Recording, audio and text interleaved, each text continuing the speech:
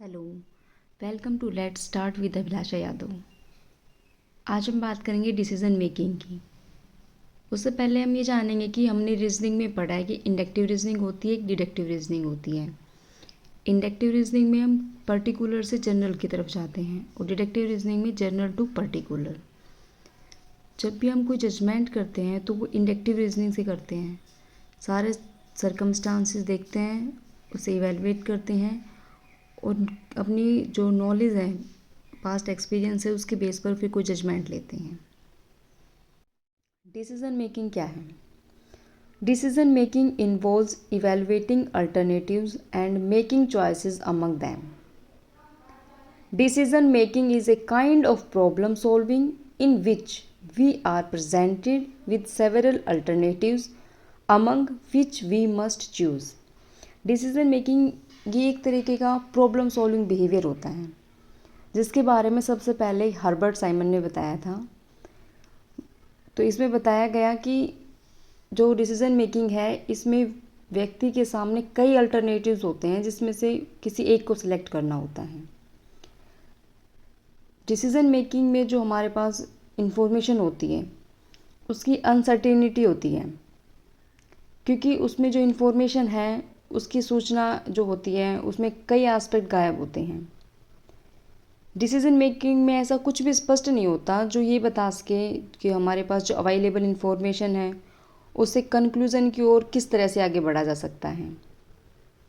उसमें से ये बस सेलेक्ट करना होता है अपनी किसी भी इंफॉर्मेशन को अल्टरनेटिव्स में से, जिसके बिहाव पे हम प्रॉब्लम सॉल्विंग करने की कोशिश करते हैं। डिसीजन मेकिंग के लिए कुछ मेन ह्यूरिस्टिक बताए गए हैं। ये ह्यूरिस्टिक 3 टाइप के हैं: representative heuristic, availability heuristic, encoding and adjustment. तो इनसे पहले हम बात करेंगे कि ह्यूरिस्टिक क्या होता है। ह्यूरिस्टिक जो है, ये एक तरीके के जो हमें लगता है प्रॉब्लम सॉल्विंग में ये रेलिवेंट हैं। इनमें सॉल्यूशन की गारंटी नहीं होती, बट हाँ, इनसे हम रेलिवेंट लगते हैं कि प्रॉब्लम सॉल्विंग में हमारी हेल्प करेंगे। तो सबसे पहले बात करते हैं हम रिप्रेजेंटेटिव ह्यूरिस्टिक। इसका यूज हम जजमेंट में किसी सही डिसीजन पर पहुंचने के लिए करते हैं, कि जैसे कि कोई हमारी वर्तमान परिस्थिति कहाँ तक उस घटना को रिप्रेजेंट कर रही है, जिससे हम पहले से परिचित हैं, उसके बारे में बताया जाता है। जैसे अगर किसी व्यक्ति को ये कह दिया जाता है कि तुम्हें यह पहचानना है कि स्त्री है, पुरुष है, और उसमें से उसकी विशेषता बता दी जाती है कि हाँ, उसकी हाइट एक कोई व्यक्ति है जिसकी हाइट 6 फुट है, स्कूटर से आ रहा है, छोटे छोटे बाल हैं और पुलिस की वर्दी पहनी हुई है।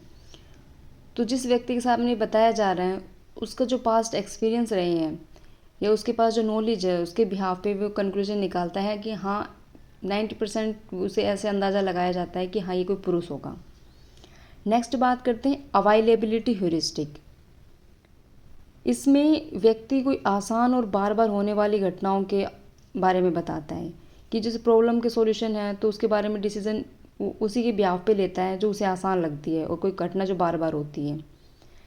जैसे कि अगर हमें कोई ये कहे कि तुम्हें 10 साइकोलॉजिस्ट के नाम बताने हैं या 10 इकोनॉमिस्ट के नाम बताने हैं, तो हमारे जो इन्फॉर्मेशन हमें जल्दी अवेलेबल हो जाएगी, हम उसके बारे में बताएंगे। जैसे साइकोलॉजी हमारा बैकग्राउंड है, तो हम 10 साइकोलॉजिस्ट के नाम बताना ईजी समझेंगे। तो ये हो गया अवेलेबिलिटी ह्यूरिस्टिक। नेक्स्ट बात करते हैं हम एनकोडिंग एंड एडजस्टमेंट। इसमें व्यक्ति अंदाजे से पहले एक एस्टिमेट लगा लेता है, जो कि एनकोडिंग हो गया, और फिर उसमें और एडिशनल इन्फॉर्मेशन ऐड करके उस हिसाब से एडजस्टमेंट कर लेता है। ये हो गया एनकोडिंग एंड एडजस्टमेंट। अब हम आगे बात करेंगे, कुछ बायसेस होते हैं जो कि हमारी डिसीजन मेकिंग में बायस लाते हैं, एरर लाते हैं। बायसेस इन डिसीजन मेकिंग मेन 4 तरीके के बायस बताए गए हैं: confirmation bias, belief, perseverance, over confidence bias and hindsight bias. सबसे पहले बात करेंगे कि कन्फर्मेशन बायस क्या होता है। इसमें जब हम कोई जजमेंट लेते हैं तो व्यक्ति उन इन्फॉर्मेशन की खोज करता है जो उनके थॉट्स को सपोर्ट करते हैं, और उन चीज़ों को छोड़ देता है जो उनके थॉट्स को समर्थन नहीं करते। नेक्स्ट आता है बिलीफ परजवेरेंस।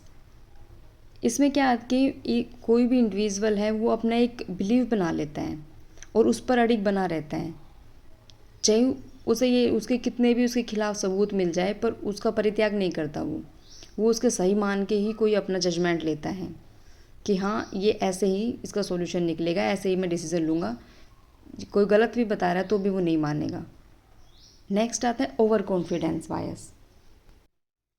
इसमें क्या होता है कि व्यक्ति जो डिसीज़न लिए जाने वाला है उसके बारे में ये बताता है कि नहीं इसके यही ऐसे ही होगा, ओवर कॉन्फिडेंस दिखाता है किसी भी कारण से, जो उसके जजमेंट में ज़रूर से ज़्यादा विश्वास दिखाना या प्रिडिक्शन करना कि हाँ इसका यही ऐसे ही डिसीज़न होगा। नेक्स्ट आता है हिंडसाइट बायस। इसमें न केवल प्रिडिक्शन करता है बल्कि जो चीज़ हो चुकी है उसके बारे में बताता है। जैसे कि कोई भी टीम अगर हार जाती है तो वह इंडिविजुअल जो पहले ये कह रहा था कि ये टीम जीतेगी, अपने स्टेटमेंट को चेंज कर लेता है। ये कहता है कि नहीं मुझे तो पहले पता था कि ये टीम हारेगी। ये हो गया हिंडसाइट बायस। किसी भी प्रॉब्लम को सोल्व करने के लिए डिसीज़न लेना पड़ता है। डिसीज़न मेकिंग में हम अनकॉन्शियसली और कॉन्शियसली दोनों तरीके से एफर्ट करते हैं। जैसे अनकॉन्शियसली में गैस चूल्हा जला हुआ है और हमारा हाथ उसके ऊपर चला गया तो हम तुरंत प्रभाव से अपना हाथ वहाँ से हटा लेते हैं, अनकॉन्शियसली हटाते हैं। कॉन्शियसली में जैसे हमारे कल का एग्ज़ाम है और हमें किसी पार्टी में भी जाना है तो हम कॉन्शियस होकर इसमें डिसीज़न लेंगे कि हाँ मुझे अपने एग्ज़ाम की प्रिपरेशन करनी है या पार्टी में जाना है। जजमेंट और डिसीज़न मेकिंग ये इंटर रिलेटेड प्रोसेस होते हैं दोनों। जजमेंट जो है वो बिलीफ, एटीट्यूड या प्रेफरेंस के बेस पे लिया जाता है। डिसीजन मेकिंग में पर्सनल चॉइस होती है। ऐसे ही साइकोलॉजी की से रिलेटेड इन्फॉर्मेशन के लिए आप हमारे साथ बने रह सकते हैं। Thank you.